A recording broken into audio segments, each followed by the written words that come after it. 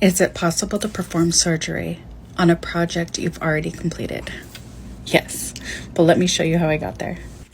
First thing you want to do is create a stopper bead thread. Now, if you don't know what that is, what you do is you get a piece of thread and then you go ahead and get your needle. You want to make sure your thread is probably about 12 to 15 to 20 inches long. You just need a longer piece of thread depending on how many rows you want to take apart. Then you want to go ahead, grab one bead. Now you have your bead. So once you go ahead and put that on, you're going to go ahead, bring it close to the bottom. And what you're going to do is you are going to go ahead and take your needle, go through that one time. Now, if you look at this, watch this. See how you could pull it down and I could pull it up? You don't want that. The whole point of this is to be a stopper bead. So we're going to go ahead and thread it one more time. Now, the benefit of doing it once is if you know for a fact you want to take off that bead. But this is a thread that you want to continue to use as long as you can. So I'm going to go ahead and do it twice because I know I want to keep it for a while whenever I have a project that I need to correct or fix. So that's what your stopper thread is. Now wait for the next part. So you're going to take your best friend, that little hook, and you're going to go ahead and gently pull out. Now I've already finished one row, and usually when you see that little tiny loop is when I do the snip. But I've already snipped the thread. Now I'm just pulling it off and trying to build that empty void where I can replace that brown eye to a green eye like I did at the row at the bottom. Right here, when your beads come off like this, it makes it easier to put your thread or put your needle on a stopper bead thread, which is what I just did.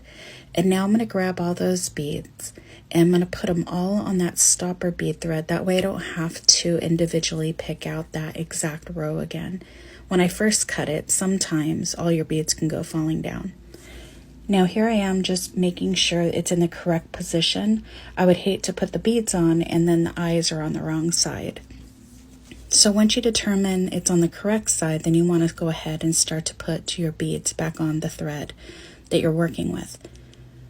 You want to get it back in position and then you want to gently flip it over. And now you're going to use your fingers at the bottom to gently push up the beads.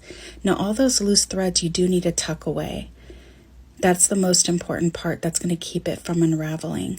There's a lot of threads you still have to doctor, but in the meantime, your focus is replacing all those beads, ensuring threads don't pull with it, and you're doing just a couple beads at a time. Now, as you're going through them, usually I would recommend maybe 2 to 3. I got lucky on this one that I was able to do that many at one time. But you also want to make sure you don't pull too hard.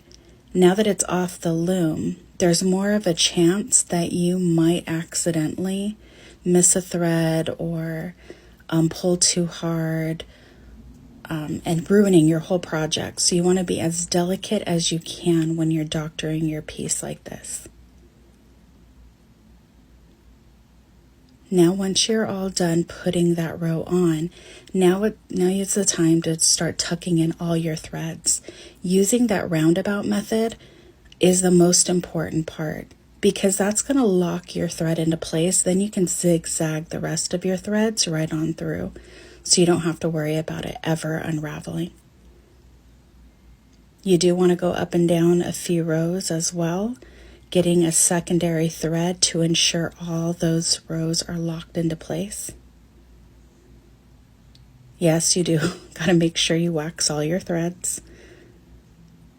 And as you're doing this, your threads are getting all tucked and your project will get completed.